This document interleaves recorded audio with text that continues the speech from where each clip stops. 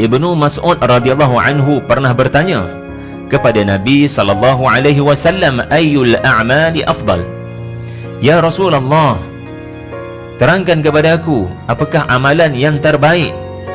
Maka Nabi memberitahu, as-salatu ala awqatiha, as-salatu ala waqtiha. Kalau kamu nak betul-betul tahu apakah amalan yang terbaik, beri perhatian kepada yang fardu, tunaikan pada masanya, dan tunaikan kalau mampu secara berjamaah.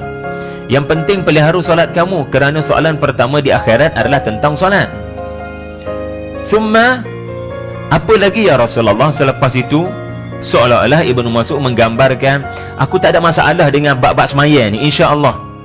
Ya, aku akan melakukannya pada tahap ihsan, pada tahap yang terbaik.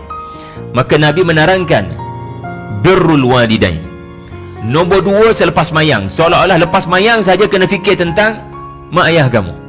Seolah-olah lepas mayang doa yang wajib adalah Rabbi ghafirli warhamni waghfirli waliwalidayya warhamhuma kama rabbayani saghira.